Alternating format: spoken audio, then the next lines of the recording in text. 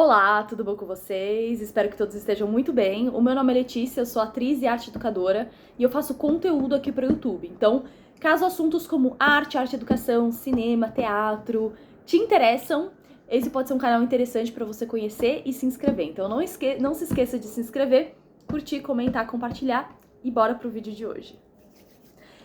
Galerinha bonita, nós, assim que eu digo, eu e meu namorado, eu fui à exposição do Chaves, então caso você esteja interessado em conhecer a exposição do Chaves que tá tendo aqui em São Paulo, tá? Se você esteja vendo esse vídeo, você não é de São Paulo, não sei, né? Não necessariamente as pessoas que assistem meu vídeo são de São Paulo. A exposição do Chaves, ela foi prorrogada, então ela vai até junho, tá?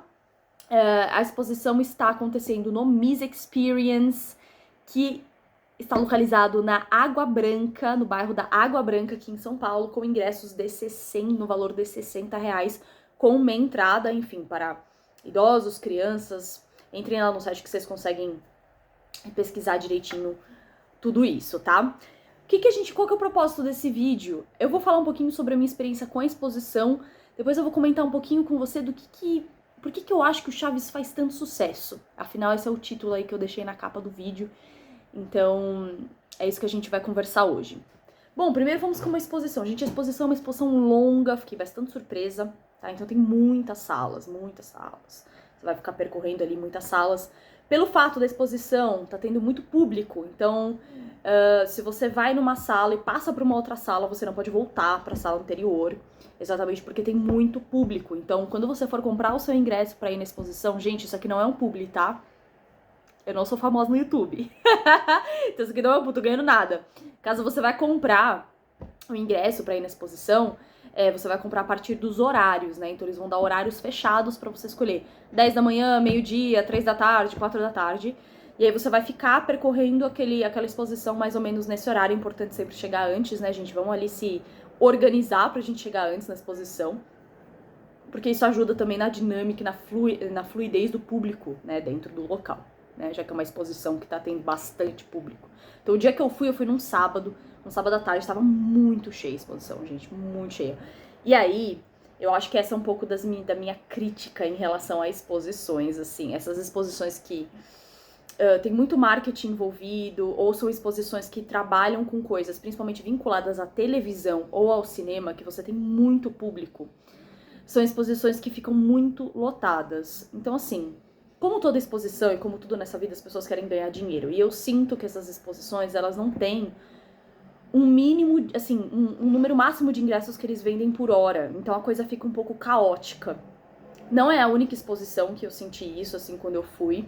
Eu senti isso em outras exposições que eu compareci, que ficaram muito hypadas também. Então, assim, aquele público, aquela muita gente.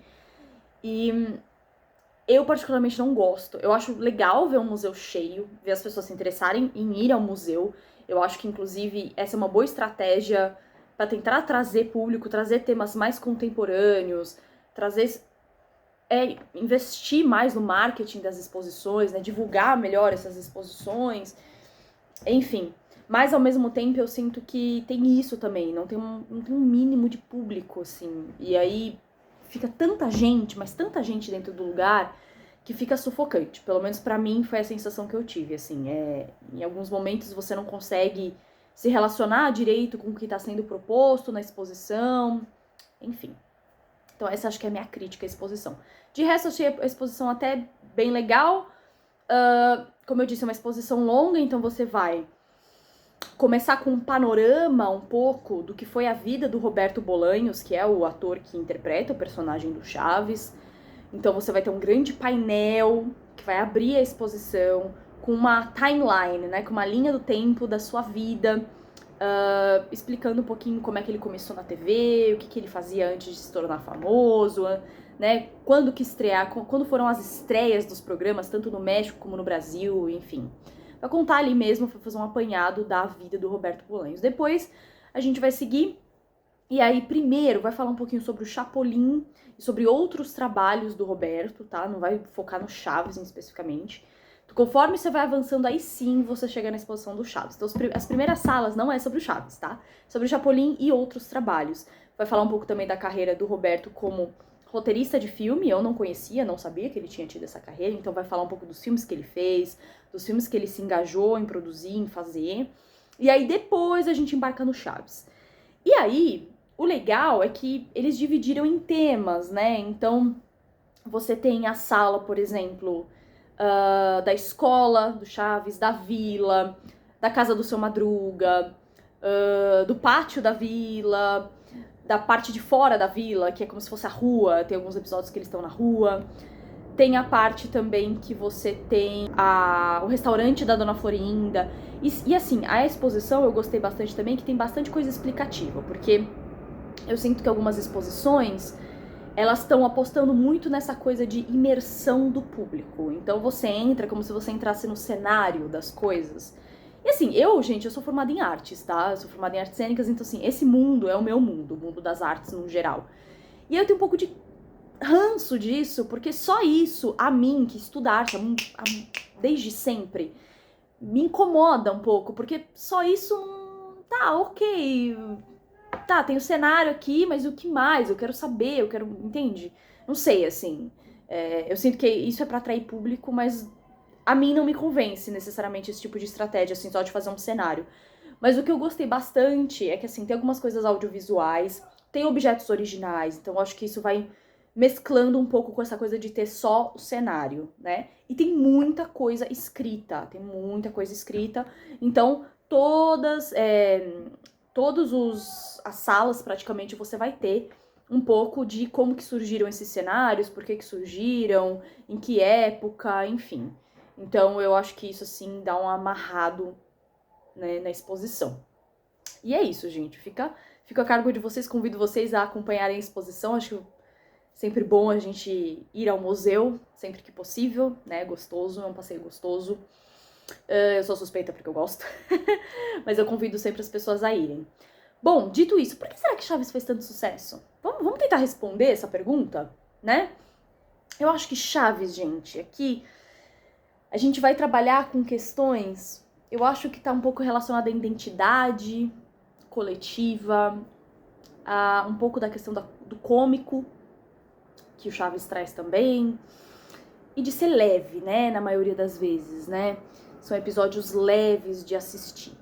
Então, assim, vamos começar pela parte da questão da identidade coletiva. Eu acho que Chaves é um dos poucos seriados, um dos poucos produtos culturais que trazem como panorama a América Latina, que é um produto latino-americano. Então, eu acho que ver Chaves inconscientemente nos identifica muito mais do que se a gente vê um seriado americano com aqueles personagens que não tem nada a ver com a gente, uma galera tudo meio rica ali, com problemas de gente tudo meio rica.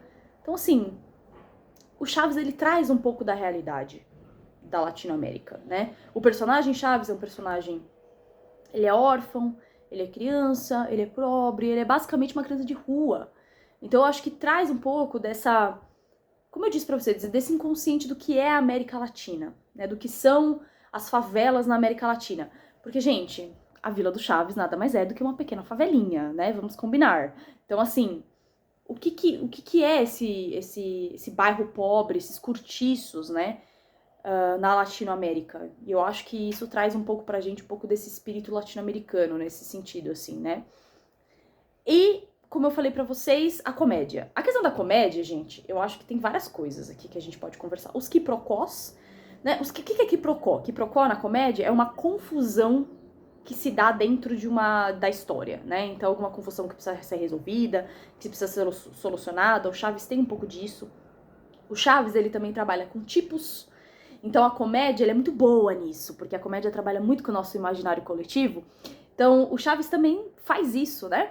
Ele trabalha com tipos sociais. Então você tem o menino pobre, o menino mimado, você tem a véia chata, a véia solteirona, a criança chata, que é a Chiquinha.